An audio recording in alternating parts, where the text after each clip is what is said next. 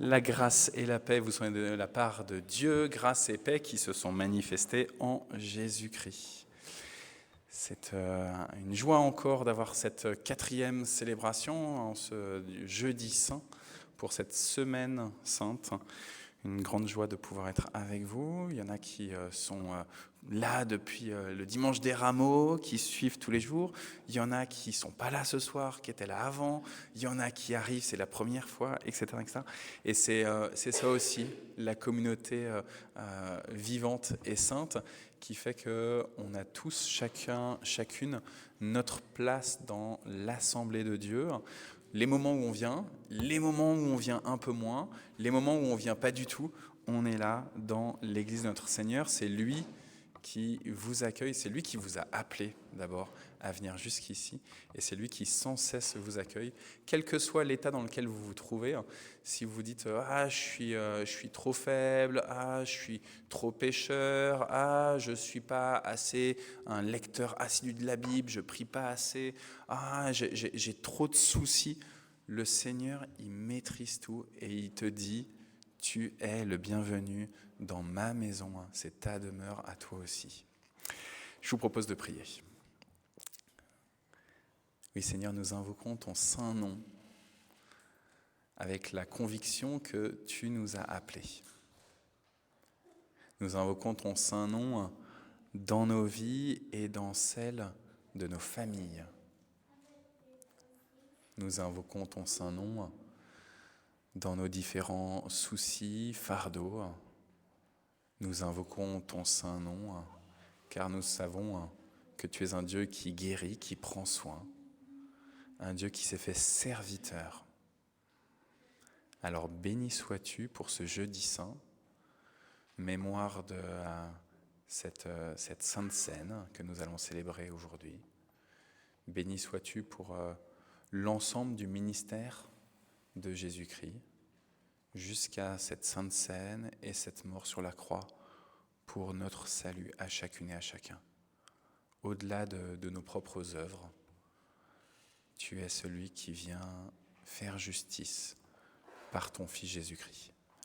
Alors oui, béni sois-tu en cette semaine sainte et donne-nous déjà aujourd'hui de regarder comme des visionnaires au dimanche de Pâques, au jour où nous pourrons crier que ton Fils est vainqueur. Amen. Alors, depuis le début de la semaine, on a commencé la célébration avec un chant, mais aussi avec une confession de foi qui n'est pas la confession de foi habituelle des dimanches. Là, c'est non pas le symbole des apôtres, mais le symbole de Nice et Constantinople, qui est un peu plus long. Et pour ceux qui sont là depuis lundi, du coup, petit à petit, ça commence à rentrer dans la tête, ce symbole de Nice et Constantinople. Il est long, mais du coup, il nous bouscule un petit peu aussi. Ah tiens, ah ouais, j'avais pas pensé. Bien sûr, Dieu, il est le créateur des choses visibles et invisibles aussi, et ainsi de suite. Alors, je vous propose que Nicolas, tu nous le mettes, et comme ça, on va essayer de le dire ensemble. Nous croyons en un seul Dieu, le Père Tout-Puissant, créateur du ciel et de la terre, de toutes les choses visibles et invisibles. Nous croyons en un seul Seigneur, Jésus-Christ, le Fils unique de Dieu, né du Père avant tous les siècles. Dieu venu de Dieu, lumière issue de la lumière, vrai Dieu issu du vrai Dieu, engendré et non créé, d'une même substance que le Père, et par qui tout a été fait, qui, pour nous les hommes et pour notre salut, est descendu des cieux et s'est incarné par le Saint-Esprit dans la Vierge Marie et a été fait homme. Il a été crucifié pour nous sous Ponce Pilate, il a souffert et il a été mis au tombeau. Il est ressuscité des morts le 3e jour, conformément aux Écritures. Il est monté aux cieux, où il siège à la droite du Père. De là, il reviendra dans la gloire pour juger les vivants et les morts, et son règne n'aura pas de fin. Nous croyons en l'Esprit Saint, qui règne et qui donne la vie, qui procède du Père et du Fils, qui a parlé par les prophètes, qui avec le Père et avec le Fils est adoré et glorifié. Nous croyons l'Église une, sainte, universelle et apostolique. Nous confessons un seul baptême pour la rémission des péchés. Nous attendons la résurrection des morts et la vie du monde à venir. Amen. Et on va lire un psaume encore, comme on a pris l'habitude. Tu as raison Isabelle, si vous voulez vous asseoir, vous pouvez vous asseoir. Sentez-vous libre, si vous voulez rester debout, vous pouvez rester debout. Elisa, c'est possible. Sentez-vous complètement libre. Nicolas, tu nous mets le psaume, s'il te plaît ?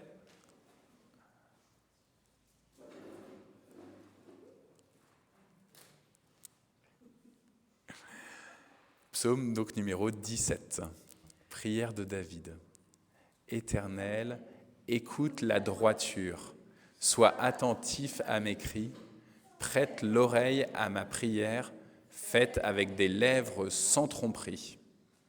Que ma justice paraisse devant ta face, que tes yeux contemplent mon intégrité. Si tu sondes mon cœur, si tu la visites la nuit, si tu m'éprouves, tu ne trouveras rien. Ma pensée n'est pas autre que ce qui sort de ma bouche. À la vue des actions des hommes, fidèle à la parole de tes lèvres, je me tiens en garde contre la voix des violents. Mes pas sont fermes dans tes sentiers, mes pieds ne chancellent point. Je t'invoque, car tu m'exauces, ô Dieu. Incline vers moi ton oreille, écoute ma parole. Signale ta bonté, toi qui sauves ceux qui cherchent un refuge et qui, par ta droite, les délivres de leurs adversaires. Garde-moi comme la prunelle de l'œil, protège-moi à l'ombre de tes ailes. Contre les méchants qui me persécutent, contre mes ennemis acharnés qui m'enveloppent, ils ferment leurs entrailles, ils ont à la bouche des paroles hautaines. Ils sont sur nos pas, déjà ils nous entourent, ils nous épient pour nous terrasser. On dirait un lion avide de déchirer, un lionceau aux aguets dans son repère. Lève-toi, Éternel, marche à sa rencontre, renverse-le, délivre-moi du méchant par ton glaive. Délivre-moi des hommes par ta main, Éternel, des hommes de ce monde. Leur part est dans la vie, et tu remplis leur ventre de tes biens. Leurs enfants sont rassasiés, et ils laissent leur superflu à leurs petits-enfants. Pour moi, dans mon innocence, je verrai ta face. Dès le réveil, je me rassasierai de ton image. Amen. Si vous avez bien compris ce que vous avez lu, il n'est pas évident ce psaume, parce qu'il vient dire que les méchants, ils ont tout ce qu'il faut. Ils sont rassasiés de leurs biens, et leurs enfants sont rassasiés de leurs biens, et leurs petits-enfants sont rassasiés des biens, des richesses matérielles. Et le psalmiste David qui dit « Mais moi, je veux juste te voir face à face. C'est juste ça, mon désir, mon aspiration du matin. » Et il ne le dit pas là dans ce psaume, mais jusqu'au coucher. Je vous propose que pour nous aider à voir le Seigneur face à face, nous chantions.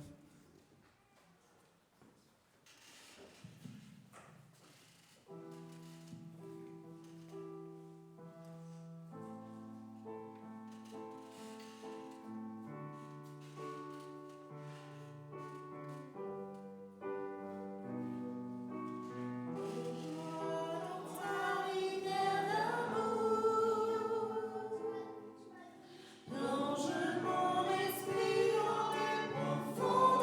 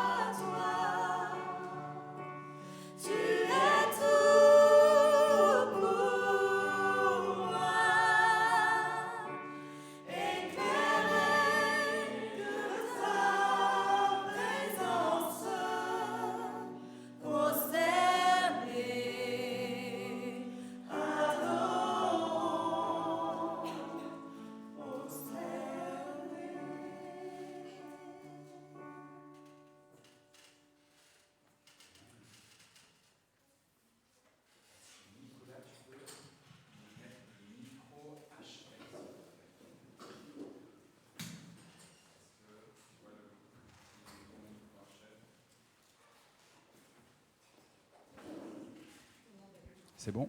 Ouais, là c'est parfait. Voilà, je vous invite à prendre place. Le jeudi saint, c'est la veille du vendredi saint. Et il se trouve que dans la Bible, on découvre ce texte-ci. Le jour des pains sans levain, où l'on devait sacrifier la Pâque, arriva. Donc le jour des pains sans levain, où l'on devait sacrifier la Pâque, arriva. Si on prend la manière dont la semaine fonctionne chez les Juifs, le dernier jour de la semaine, c'est le Shabbat, et il fonctionne avec un système où c'est quand il y a le lever du soleil, le coucher du soleil, que les jours changent. Et le dernier jour, le Shabbat, c'est ce que nous, on dirait du vendredi soir jusqu'au samedi soir. Donc, là, le jour de la fête de la Pâque, le jour de la fête des pains sans levain approche, on arrive juste avant le Shabbat, juste avant le vendredi. Et donc, on est à quelques heures avant le vendredi. Et si on prend la chronologie donc des événements là, de cette passion du Christ, de cette semaine de la passion, de cette semaine sainte, eh ben, on est du coup la veille avant que Jésus soit arrêté et qu'ensuite il soit amené devant Caïphe, puis devant Pilate et condamné à mort. Et il sera mis sur la croix dès le matin, quelques heures avant le Shabbat, dès 9h du matin, et jusqu'à 15h de l'après-midi, où il donnera il expirera son dernier souffle. Donc on est là, cette veille de Shabbat, on est maintenant. On est le jour des pains sans levain, où l'on devait sacrifier la Pâque. Jésus envoya Pierre et Jean en disant « Allez nous préparer la Pâque pour que nous la mangions. » Ils lui dirent « Où veux-tu que nous la préparions ?» Il leur répondit, « Quand vous serez entrés dans la ville, un homme portant une cruche d'eau viendra à votre rencontre. Suivez-le dans la maison où il entrera. Et vous direz au maître de la maison, « Le maître te dit, où est la salle où je mangerai la Pâque avec mes disciples ? Il vous montrera une grande chambre à l'étage aménagée, et c'est là que vous ferez les préparatifs. » Pierre et Jean partirent, trouvèrent les choses comme il leur avait dit, et préparèrent la Pâque. L'heure venue, il se mit à table et les apôtres avec lui. Et Jésus leur dit, « J'ai vivement désiré manger cette Pâque avec vous avant de souffrir. Car je vous le dis, je ne la mangerai plus jusqu'à ce qu'elle soit accomplie dans le royaume de Dieu. » Il prit une coupe, il rendit grâce et il dit, « Prenez ceci et partagez-la entre vous. Car je vous le dis, je ne boirai plus désormais du produit de la vigne jusqu'à ce que vienne le règne de Dieu. » Il n'y a pas un truc qui vous paraît bizarre là ? Par rapport à ce qu'on fait d'habitude quand on fait la Sainte Seine ? Jésus, il a pris une coupe, il a rendu grâce et il a dit, je ne boirai plus du fruit de la vigne jusqu'à ce que je revienne. Mais normalement, il fait autre chose avant. En fait, dans le passage là que je viens de prendre chez Luc, il y a 2 élévations de la coupe. Il y en a une au début, ensuite il va prendre, je vais vous le lire juste après, il va prendre le pain, et il y en a une qui arrive juste après, parce que ceux qui connaissent des Juifs autour de vous, sachez qu'il y a plusieurs coupes au cours du repas du Seder pascal, du Seder de Pessah. Et donc là, Luc, qui est un historien attentif, qui n'est pas du tout juif, mais qui est un historien attentif, il a bien percuté qu'il y avait plusieurs coupes dans le Seder de Pessah. Puis il prit du pain, après avoir rendu grâce, il le rompit et il le leur donna en disant, « C'est mon corps qui est donné pour vous, faites ceci en mémoire de moi. » Alors, sœurs et frères, j'ai du pain sans levain, du pain azime. Je vais juste faire comme ça, hop, le couper, et je vais le donner à Françoise. Comme ça, je vais te donner un morceau de pain. Voilà. Jésus, il a dit, c'est mon corps donné pour vous. Et en même temps, je te donne la panière et je te laisse donner à Isabelle.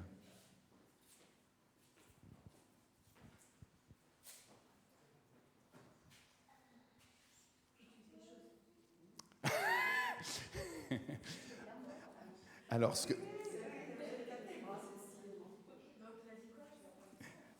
donc, voilà, c'est mon corps donné pour vous.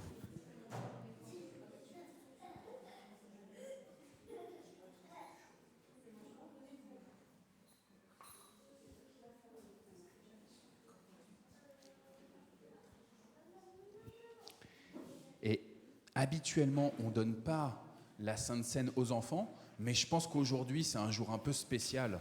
Donc, on peut, si on le sent, le donner aux plus jeunes aussi.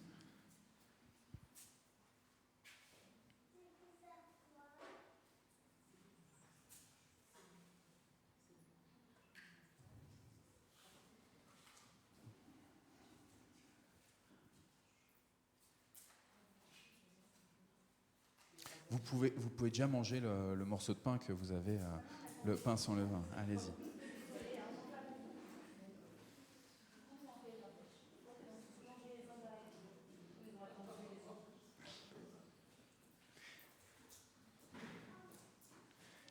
L'apôtre Paul va s'insurger en disant quand vous faites des repas, il faut que vous attendiez, sinon il y en a qui sont déjà ivres, qui ont déjà terminé le repas pendant que d'autres n'ont pas encore commencé.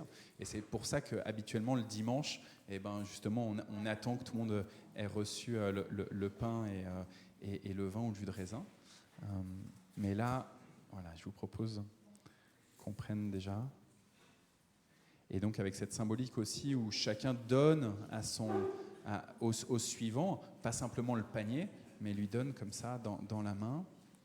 Quand il y a un sacrement, on dit qu'il faut un signe, un objet matériel, donc là par exemple le pain, mais il faut aussi une parole qui accompagne.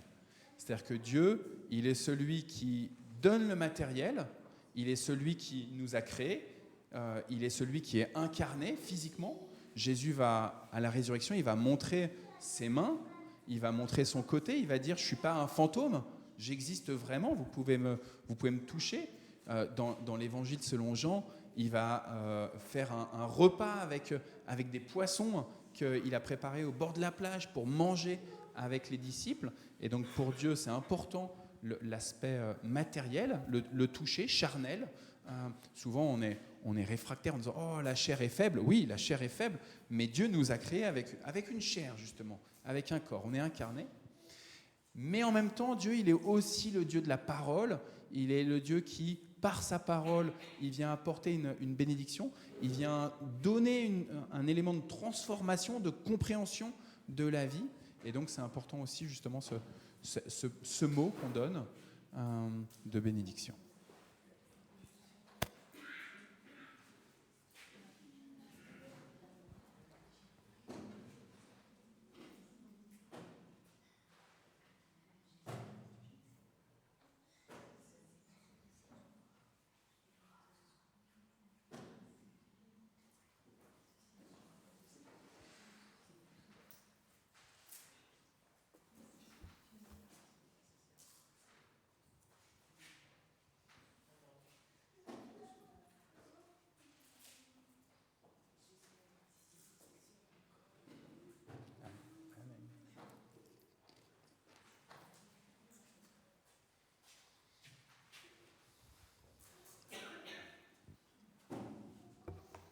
On est en train de manger, là. On est en train de faire un bon dîner.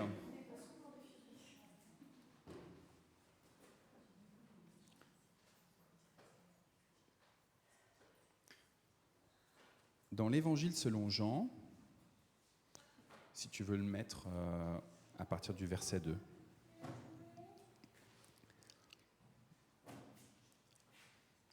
Ouais, le suivant.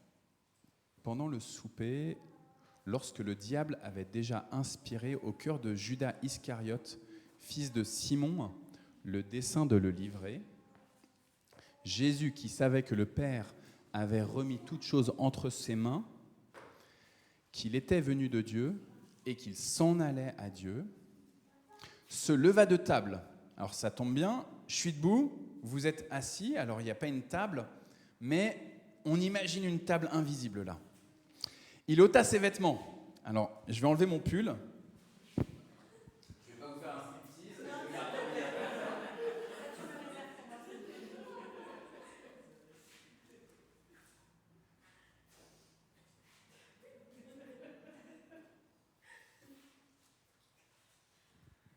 Il prit un linge dont il se ceignit. Donc, il mit un linge autour de la taille, comme une ceinture. Ensuite, il versa de l'eau dans un bassin et il se mit à laver les pieds des disciples et à les essuyer avec le linge dont il était ceint. Alors, je vous avoue que ce pull, je pense que Isabelle va me faire la tête si je l'utilise, mais j'ai un deuxième linge ici. Et j'ai même de l'eau qui est tiède. Et donc là, c'est le moment un petit peu où on sort de notre zone de confort, où je vais vous inviter en fait à enlever vos chaussures et je vais vous laver les pieds.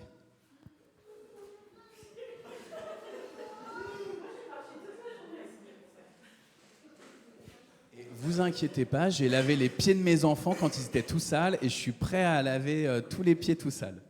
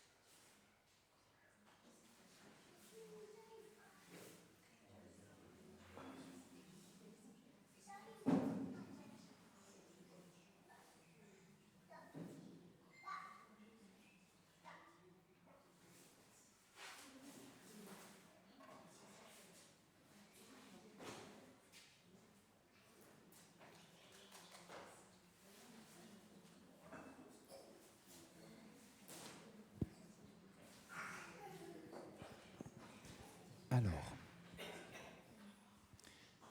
Nicolas? Ah ouais, c'est bon.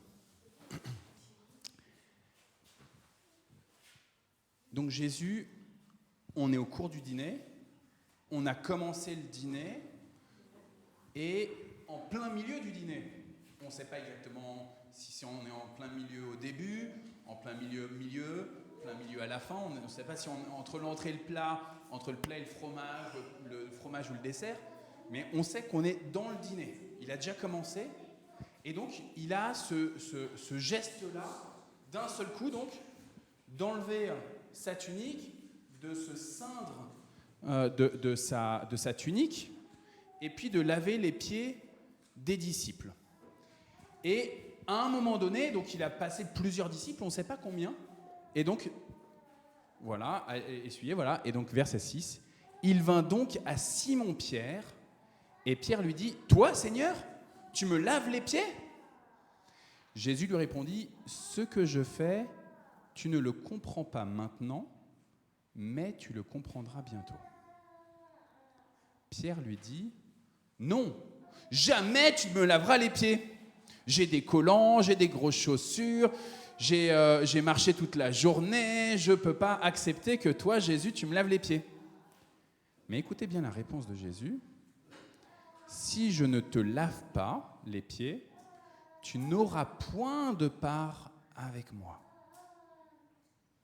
Simon-Pierre lui dit, « Alors Seigneur, dans ce cas-là, non seulement les pieds, mais encore les mains, encore la tête. » Et Jésus lui dit, « Celui qui est lavé n'a besoin que de se laver les pieds pour être entièrement pur. Et vous, vous êtes purs. Mais non pas tous. » Ça, c'est parce qu'il connaissait celui qui le livrait, Judas. C'est pourquoi il a dit donc, « Vous n'êtes pas tous purs. » Après qu'il leur eut lavé les pieds et qu'il eut pris ses vêtements, donc hop, il remet ses vêtements. Normalement, avec la tunique avec laquelle il a lavé les pieds.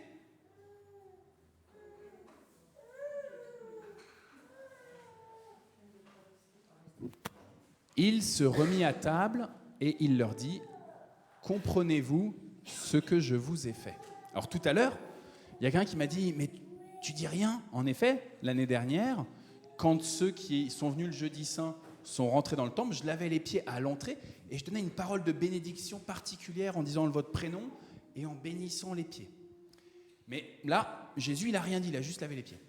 Et Jésus dit, « Vous m'appelez Maître et Seigneur, et vous dites bien, en effet, je le suis, Maître et Seigneur. Si donc je vous ai lavé les pieds, moi le Seigneur et le Maître, vous devez aussi vous laver les pieds les uns aux autres. Car je vous ai donné un exemple, afin que vous fassiez comme je vous ai fait. En vérité, je vous le dis, le serviteur n'est pas plus grand que son Seigneur, ni l'apôtre plus grand que celui qui l'a envoyé. Si vous savez ces choses, vous êtes heureux, pourvu que vous les pratiquiez. Ce n'est pas de vous tous que je parle, je connais ceux que j'ai choisis, mais il faut que l'Écriture s'accomplisse. Celui qui mange avec moi le pain a levé son talon contre moi. Donc là, il parle de celui qui va le livrer. Donc à présent, je vous le dis, avant que la chose arrive, afin que lorsqu'elle arrivera, vous croyiez à ce que je suis. En vérité, je vous le dis, celui qui reçoit celui que j'aurai envoyé me reçoit.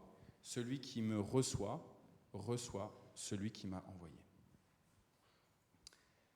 Alors je me suis amusé, sœurs et frères, à regarder dans ma concordance le mot pied et le mot sandale, juste dans le Nouveau Testament.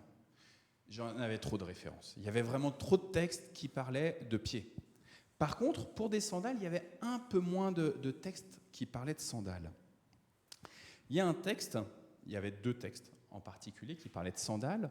Il y en avait un, ça, c'est quand il y a l'envoi des disciples en mission. Et il dit quoi ?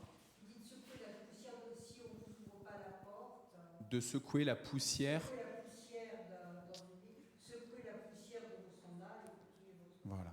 Et juste avant, donc dans ce passage-là, il leur dit, prenez chaussez-vous, prenez vos sandales, ne prenez pas 2 tuniques. Alors là, il y a 2 possibilités, soit c'est une tunique l'une sur l'autre pour avoir bien chaud et pour pouvoir se découvrir à certains moments, avoir une tenue de travail en dessous, soit c'est la tenue de rechange. Il y a 2 possibilités d'interprétation. Et puis en effet, quand vous arrivez dans un endroit, dites que la paix soit sur cette maison, vous restez dans cet endroit-là et vous annoncez la bonne nouvelle. Et s'il y a quelqu'un de paix, eh ben, la paix restera sur lui. Sinon, eh ben, vous êtes chassés et vous repartez avec votre paix. Vous repartez, vous secouez les sandales, vous laissez tout ici, vous ne prenez rien. Vous ne vous accaparez de rien. Ça, c'était un premier passage, donc l'envoi des disciples. Le deuxième, c'est un texte de Paul. Je ne l'ai pas mis, Nicolas. Tenez bon. Saignez vos reins de vérité et revêtez la cuirasse de justice. Donc, mettez autour de vos reins une ceinture de vérité et mettez une cuirasse de justice. Mettez pour sandales à vos pieds les bonnes dispositions que donne la bonne nouvelle de la paix. En général, on dit le zèle pour l'annonce de l'évangile. Prenez en toute circonstance le bouclier de la foi avec lequel vous pourrez éteindre tous les traits enflammés du mauvais. Prenez aussi le casque du salut et l'épée de l'esprit qui est la parole de Dieu. C'est intéressant que cette histoire de pied nous rappelle le zèle pour annoncer la bonne nouvelle. Et alors Jean-Baptiste, c'est pas le mot sandale qui est utilisé pour les chaussures qu'il avait, mais en fait, ce qui est intéressant là, c'est que, mais ça irait aussi très bien avec Jean-Baptiste, c'est que ce qu'on a au pied, c'est ce qui va nous permettre d'aller faire une action vers les autres. Et dans l'esprit de Jésus, cette action, elle est d'aller annoncer sans cesse la bonne nouvelle de Jésus-Christ. Je ne vais pas à Paris, je ne vais pas à Oulgat, je ne vais pas à Strasbourg ou à Brest, juste pour le plaisir d'aller dans ces lieux-là. Je suis habillé avec cette armure du chrétien, avec un zèle pour annoncer la bonne nouvelle de Jésus-Christ. Quelles sont les chaussures que j'ai à mes pieds ? Alors là, je vous ai fait enlever vos chaussures. Justement parce que dans le Premier Testament, on a qu'ils sont beaux les pieds de celui qui annonce la bonne nouvelle, du messager qui annonce la bonne nouvelle, parole qui va être reprise ensuite dans le Second Testament. Qu'ils sont beaux les pieds de celui qui porte cette bonne nouvelle de Jésus-Christ. Et donc, quand Jésus il a fait ce geste-là, de s'abaisser devant ses disciples, de laver leurs pieds, et après Paul plus tard qui dira, eh ben, vous mettez vos chaussures du zèle pour annoncer l'évangile, eh ben on est dans le même registre, dans le même cadre de bénédiction des pieds en vue de porter la bonne nouvelle. Et alors, quelle est la bonne nouvelle, du coup ? Amen. Dieu s'est fait tout proche de nous. Quelles que soient nos histoires, nos expériences, notre passé, quelles que soient les difficultés qu'on a eues avec d'autres individus, ou même avec cette idée de transcendance, de quelque chose qui serait au-dessus de nous, qu'on ne maîtrise pas, dont on se fait une idée, mais pas trop, et dans lequel aussi des fois on a un peu peur de tout ce qui est dogmatique et doctrinal, Dieu veut se faire proche de vous. Et ce n'est pas simplement une volonté de un jour, mais c'est ici et maintenant, en 2024. Dieu se fait proche de toi. Et vous êtes venus ici pour le Jeudi Saint, vous avez commencé à prendre le dîner avec Christ, vous avez commencé à prendre ce pain, vous avez dit la parole « Ceci est mon corps », c'est la parole que Jésus a donnée. Jésus, il est venu, alors à travers moi, mais bénir vos pieds pour annoncer l'évangile. Mais le repas n'est pas terminé. Dieu se fait proche de vous. Ça renvoie aussi sur le sacrifice sur la croix de Jésus. Parce que Dieu se fait tellement proche de ceux qui sont troublés dans leur corps, dans leur âme, dans leur esprit, qu'il a décidé d'envoyer son Fils sur le bois de la croix. Et vous voyez, c'est intéressant que je vous propose là ce soir qu'on vive ce lavement des pieds pendant la liturgie de la Sainte Seine, de ce repas de Pessard, de se souvenir de ce repas, de ce Seder de Jésus. Parce que du coup, maintenant, on va prendre la deuxième coupe.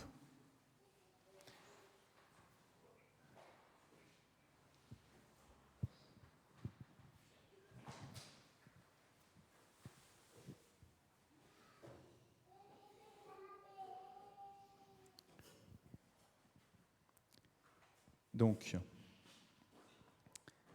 il prit du pain après avoir rendu grâce, il le rompit et le leur donna en disant « C'est mon corps qui est donné pour vous, faites ceci en mémoire de moi. » Il fit de même avec la coupe après le dîner en disant « Cette coupe est l'alliance de mon sang qui est répandue pour vous. » Là, je suis chez Luc.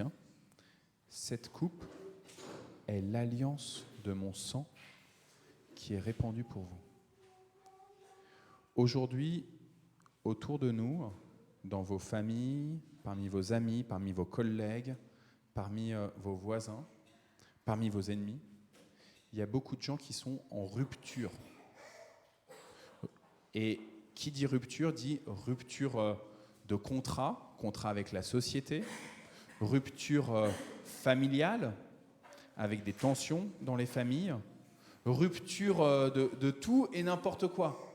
Voire même, pour certains, rupture avec l'identité que Dieu a pour eux. Dieu, il leur a donné une identité particulière en les formant, et ils sont en rupture avec cette propre identité. Dieu, Jésus, dit, cette coupe est l'alliance. Il est celui qui, par son sang, va permettre de recréer une alliance nouvelle et perpétuelle et éternelle. À tous ceux qui sont en rupture autour de vous, désormais, vous avez les chaussures, le zèle de la foi, le zèle de l'évangile, de celui qui veut annoncer l'évangile, pour dire à ceux qui sont en séparation, quelle que soit la forme de séparation, je ne parle pas de divorce obligatoirement, mais quelle que soit la forme de séparation d'avec eux-mêmes ou d'avec les autres ou d'avec Dieu, Jésus a donné son sang. Amen.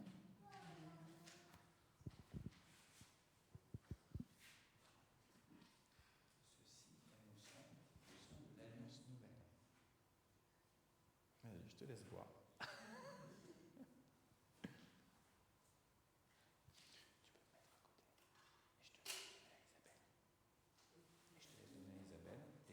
Aussi à Elsa.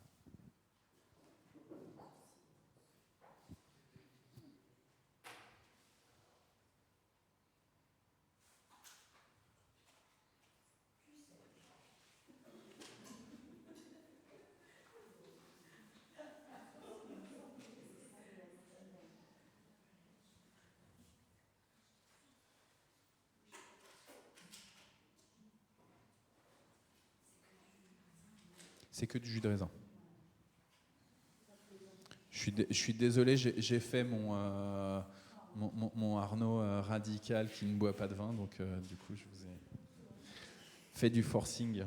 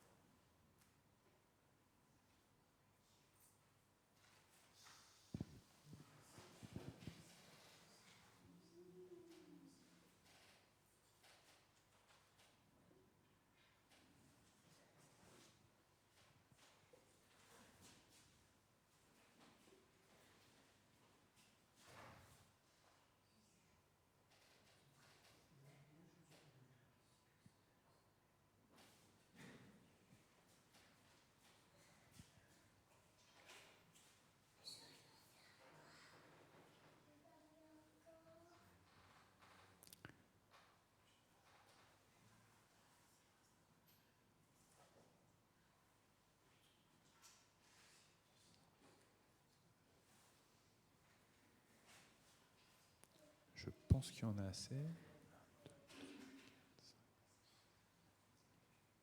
Ouais, ça devrait aller.